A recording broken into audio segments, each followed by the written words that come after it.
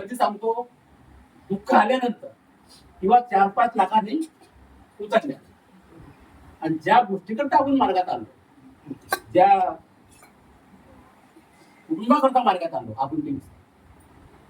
आता आम्हाला काय, मी काही बाबा नाहीये, परंतु आम्हाला जे तुम्ही लोक सांगता कुटुंबातले लोक, म्हणून मी नेहमी सांगत असतो का तुमच्या कुटुंबातली आई येते वेगळी सांगेल मला, बाबा येते सांगेल वेगळ्या, बहीण वेगळी सांगेल, वहिनी असेल तर वहिनी वेगळी सांगेल, ते भाऊ पण वेगळं सांगेल. त्याच्यामुळे आम्हाला माहिती काही अडचण कुठे आहे. ती अडचण जर तुम्ही शोधली, आता मार्गदर्शक म्हणणार नाही तर कार्यकर्ता तुझ्या एखादा भाऊ वाईट काम करून आणला, काय तुझी वहिनी वाईट काम करत आहे, काय तुझी आई वाईट काम करत आहे, हे मार्गदर्शक सांगणार. ते तुम्हाला करून करावं की माझ्या कुटुंबात कोणीतरी चुकी केली आणि चुकी जर केली तर त्याचे परिणाम सुद्धा, याचा योग सुद्धा तुम्ही घेतलेला आहे. जसं आता लोकांनी सांगितलं की आमचं कुठं चुकलं, म्हणजे आपण जर मार्गदर्शकाला शब्द बोलले म्हणजे मान तुझी बाबा तुम्ही तुझं शब्द बोलले हे याची जाणीव मला आणि मी हे अनुभव. त्याच्यामुळे मी जे बोलतो आता सगळी गोष्ट ते मी जे बोललो ते खरंच असे नाही, पण मी ज्या आधारावर बोलतो हे तुमच्या ज्या कुटुंबाचा माझ्याकडे काही हे येतो, कुटुंबातील लोक सांगतात मला, मी त्या आधारावर. म्हणून माझं मनात मला एकच आहे, आपण जो शब्द दिला, कारण की आपण शब्द पहिल्याच दिवशी दिला भगवंताला, ज्या दिवशी दुःखात होतो, त्यावेळी संकटात होतो, ज्या दिवशी अंदर संकट पडलं होतो त्या दिवशी शब्द दिला. आणि एका सेवकाच्या माध्यमातून मार्गदर्शकाकडे आपण आणि मार्गदर्शक हा शब्द घेऊन मला किती तासात किती मिनिटात कोणत्या याच्यात आराम मिळाला हे प्रत्येकाने अनुभव. ही 4 तत्व 3 शब्द 5 लिहा, सकाळची विनंती हे म्हटलं होणार. आता आपल्या प्रश्न तेही म्हणणार की बाबाच्या आदेशाचं आपण वेळोवेळी पालन करावं.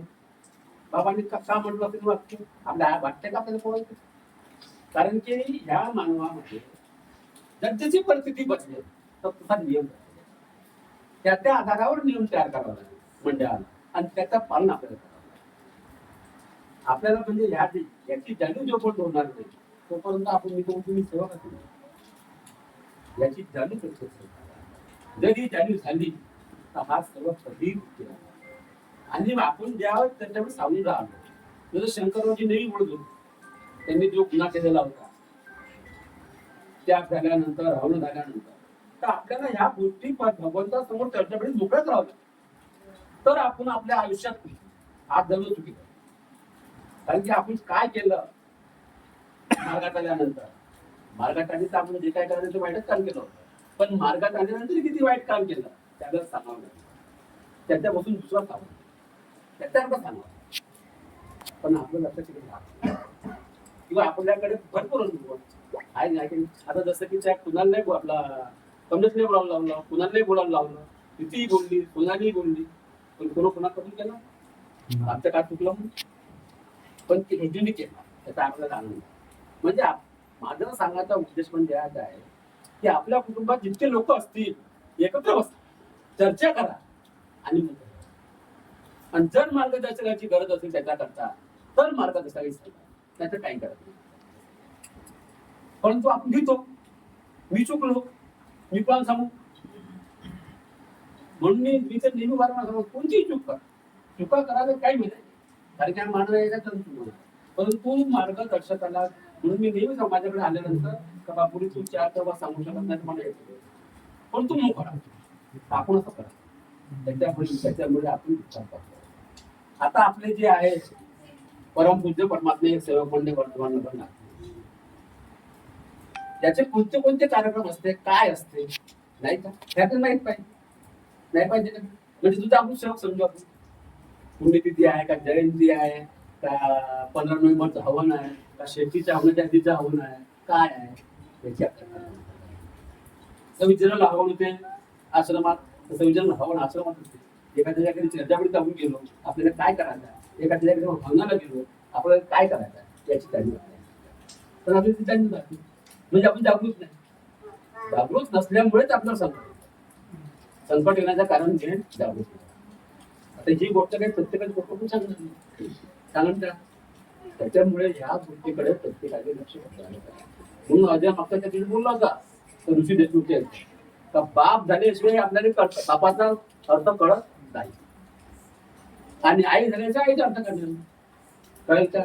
त्याच्याकरता आता जे कोणी आहे, 3 बंधू आहे, 3 सुना आहे, आपल्याला कोणाला तरी आईचं कर्तव्य पार पाडावं लागेल, कोणाला तरी वडिलांचं कर्तव्य पार पाडावं लागेल. मोठा पडू शकतो, मधला पडू शकतो, कोणी पडू शकतो, पण कोणाला तरी आईचं कर्तव्य पार पाडावं लागेल. तर आपण या मार्गाशी परमपूज्य परमात्मा एक सेवक मंडळी जुळलो आहोत हे आपल्याला शिक्षक आहे. मोठा आहे म्हणून तोच आई वडिलांचा कर्तव्य पार पडत असं नाही म्हणता येईल, कुणी पडू शकतो कुटुंबात. ज्याच्यामध्ये सहनशीलता आहे, ज्याच्यामध्ये विचार करण्याची शक्ती आहे, तो आपल्या आई वडिलांचं कर्तव्य पाडू शकतो. आता हे मुलांनी सांगितलं म्हणजे दहाजी गेलं कळलं, दहाजी आहे होते तो म्हणतो नाही कळलं, सांगितलं आपण ते बोलतो. तरी त्यांनी जे कार्य केलं ते आताचा एक कोणतो माझ्या वडिलाचं कार्य मी करू शकत कारण का माझे कार्य माझी मुलं नाही करणार. म्हणून ही जाणीव आपल्याला, ही जाणीव जर प्रत्येकाकडे असली तर तो सेवक जागृत सेवक आहे. आणि त्याच्या पद्धतीत आम्ही त्याच्याकडे उभं करत असतो करतो. जसं त्याचा गणेश भाऊजीने याने उभं केलं पंडितने. आता याचा इतिहास खूप मोठा आहे, सांगायला पाहिजे. मी माझा त्याग झाला, आव्हान झालं तरी मी दारू पिलो. त्याच्यानंतर 2 वर्ष कार्य बंद राहिले. मग मंडळ एवढे कोणी मार्गदर्शकांनी सांगितलं तो मंडळाच्या आणि मंडळाने विचार का करत आहे. पण आपण मंडळात जातो, आपण सांगतो कुठे इतिहास आपला. आता त्यांनी सांगितलं 2-3 लाख पिलो पण दररोज पिऊ. आपल्याला सांगावं लागेल की भगवंत मी दररोज दारू पित होतो, त्याच्यामुळे माझा कुटुंब उपयोग झाला, माझ्या कुटुंबावर अनेक संकट आले, हे आपल्याला सांगावं लागेल. तर आपण नाही तर बाबाने सांगितलं ना, फक्त आपल्याला त्यागाचे कार्य एकच करायचं. त्याच्यानंतर आयुष्यात कधी त्यागाचे कार्य करायचे. फक्त 12 वर्षातून एकदा जो शुद्धीकरणाचा त्याग दिलाय बाबांनी तोच करायचा. त्याचं काही गरज नाही. काय साधे कार्य करायची गरज नाही, पण साधे कार्य करताना मी कुठे चुकलो हे मार्ग सांगा. काकाची न्याय किंवा लोक माझी पत्नी चुकली, माझ्या कुटुंबातला कोणी चुकली, हे कबूल करावं. आणि कबूल केल्यानंतर काय फरक पडतो तिथे जिवंत उदाहरण आपल्याकडे. आपल्याला मिळायचं उदाहरण सांगायचं नाही, कोणी रामाला सांगते, कोणी शिवणा सांगते, आपल्या समोर आहे जिवंत उदाहरण. हे जर आपण आत्मसात केले तर हा सेवक कधी दुःखी राहणार नाही. असा सत्य वचन मी पहिल्याच दिवशी बाबाला दिलं. पण आपण विसरतो, आपण त्याच्यावर येत नाही. आपल्याला घराजवळ त्याच्यावर असेल तर माहित नाही का त्याच्याकडे काय का नाही, म्हणजे आपण किती निष्काळजी झालो त्या भगवंता हे आपल्याला काय. म्हणून चर्चा बैठकी देण्याचा कारण आपल्याला आता बरेच लोक आले म्हणजे संधी नाही मिळत. जसे की आज बरेच लोक आले, फार मोजक्या लोकांना संधी मिळाली बोलली, पण ते जे मोजके लोक बोलले ते काय बोलले त्याचं मंथन करले पाहिजे. तो प्रदीप काय बोलला, प्रदीपने कोणता अनुभव सांगितला त्याचा आपल्याला अवलोकन करणे. एखाद्या शिल्पीने जर एखादा अनुभव सांगितला असेल तर त्याचं आपल्याला मार्गदर्शन काय आहे ते आपल्याला संकटाच्या वेळेस किंवा दुःखाच्या वेळेस ते आपल्याला आठवण आणि त्याच्या शब्दावर आपण आता अनेक लोक मला का माझ्याकडे त्यावेळेस पक्की सेवा एखादा आजारी असला दवाखाना तर त्या काकाची भगवत तीर्थ करून पण तिथं भगवंत नाही दवाखाने, तिथं नळ नाहीये, तिथे पाणी नाहीये आणि तिथेच तीर्थ करा, तिथलंच हातपाय धुवा, तिथेच पाणी घ्या आणि तिथेच तीर्थ करा. भगवंत भगवंताच एकदा विलीन झाल्यानंतर तो भगवंत कुठेही आहे आणि त्याचा आत्म एक करून जर आपण कार्य करू. आता अनेक आता गोष्टी आहे की आपल्याला बाबांनी सांगितलेलं आहे तर आपल्या घरचा जर एखादा मृत्यूमुक्त पावला असेल तर तिसऱ्या दिवशी घेऊन देईल लोक. पण आपल्याला दिल्ली पाहिजे नाही का, आमची कुठं पाहिजे. कोणी कुणाला म्हटलं तर तो म्हणजे काय मा भाऊ तिथं आहे, मा बाप तिथं आहे, माझी बहिणी तिथंच नेली होती, मग माडी तिथंच नेला. तिथे एकत्र भेटली बैठी बघ गेली म्हणजे आपण किती अंधश्रद्धेचा. आता आपण तरी अनेकदा त्याच्याकडे बघून त्या अंधश्रद्धेतून बाहेर काढण्याचा करतो. पण आपल्या या गोष्टीकडे लक्ष देणं की बाबांनी काय केलं होतं, बाबाला का आठवलं त्याच्या दिवशी गुरुपौर्णिमा आकाशच्या आधी येते. आता येते पुढच्या बाबा होते भंडारपुरीला 11 बघायच्या दिवशी. या बाबा चालू आहे लिखित आहे आणि आपण आहे की 11 वर्षाच्या दिवशी बाबा भंडारपुरीला होते त्या आश्रमात.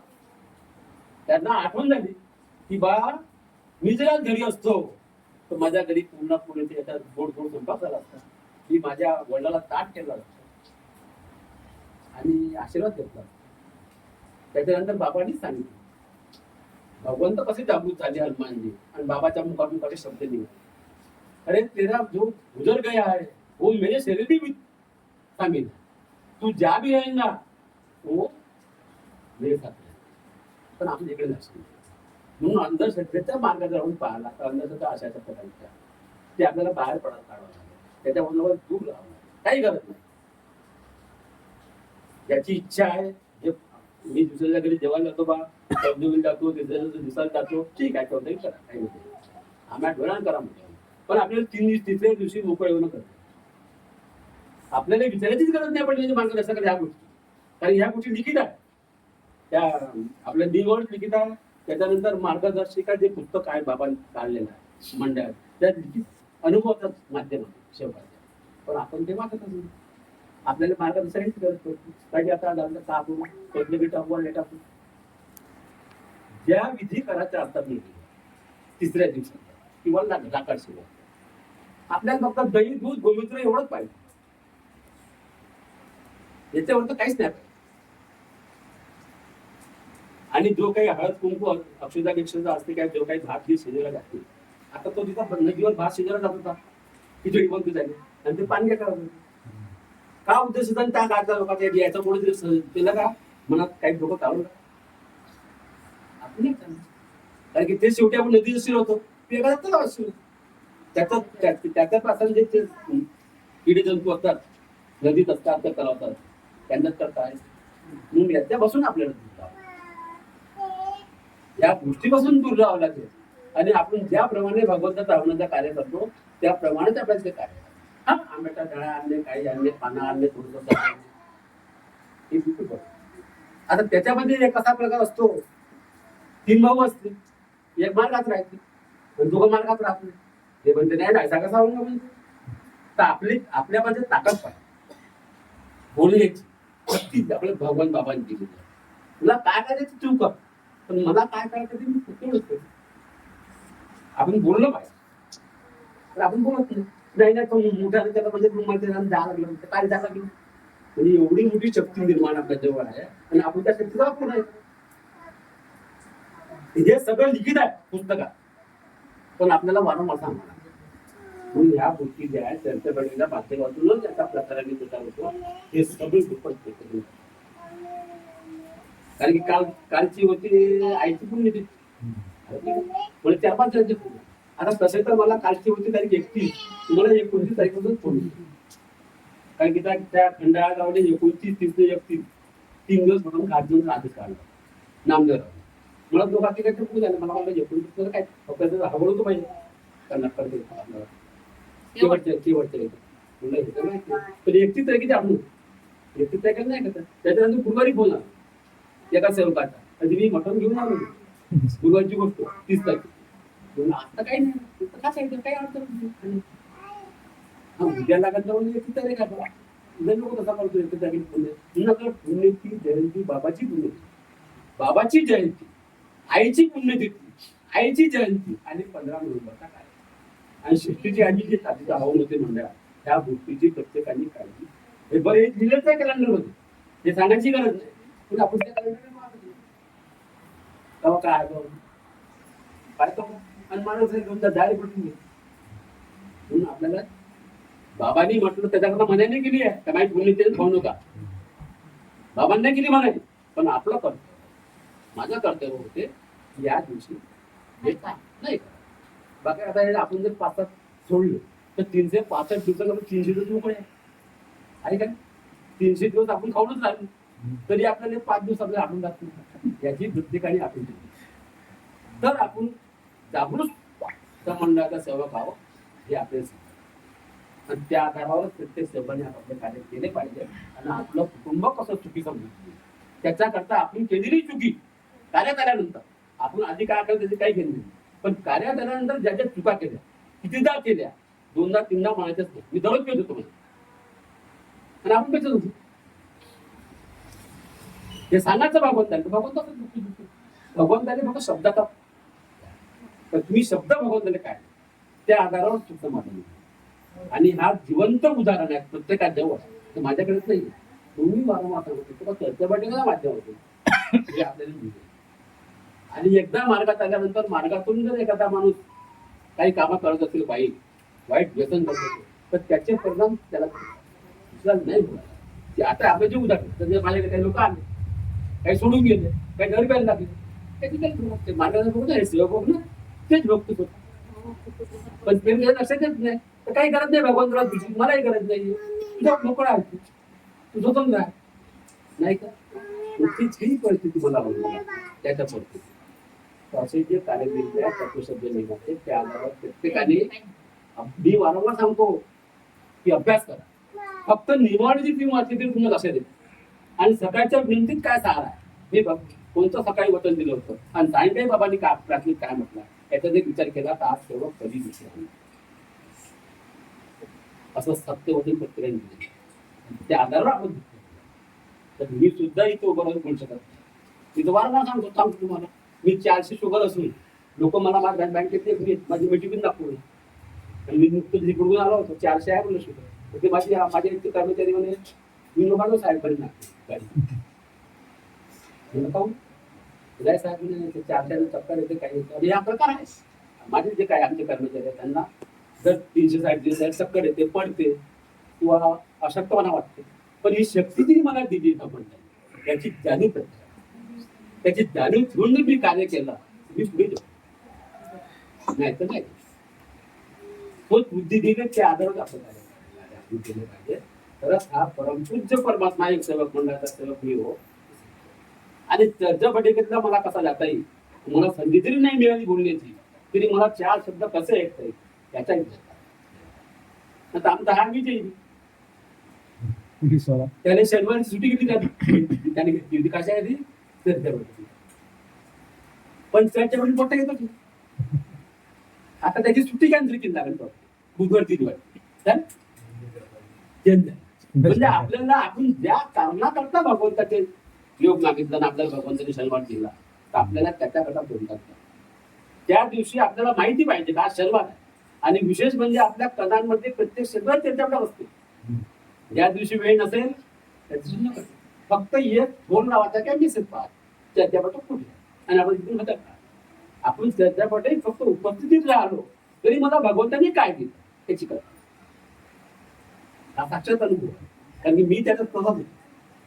आजपासून 22 वर्ष आधी 24 वर्ष आधी मी तुझा होतो विजयासारखा होतो का मीराव गांगणेरला आमच्या शेतीवाडी होती तर मी तर मग राहणार लोक यायला म्हणून गांगणेरला जातो गांगणेर जातो पण जी परिस्थिती माणसं येते एखादी तर त्यावेळेस पासून जो माणूस बोलतो हो भगवंताच्या कारण की आपल्याला भगवंतांनी मला काय दिली याची जाणीव आपण तर आपल्याला कळते भगवंता काय आणि ते जागू त्या आधारावर प्रत्येक सेवक सेवकीने आपल्यामध्ये कार्य करावे आणि भगवंत काय हा ओळखा आणि त्या आधारावर कार्य करा. त्या वेळी मला बोलण्याची संधी दिली त्याबद्दल मी सर्वप्रथम भगवान बाबा आभार मानतो. त्याचप्रमाणे आता चर्चा बैठकीचे अध्यक्ष गणेशरावजी राऊत यांचे सुद्धा आभार मानतो आणि उपस्थित सर्व सेवक सेविका बालगोपाल यांचे आभार मानतो. मी माझ्या शब्दाला विराम देतो. सर्वांना माझा नमस्कार.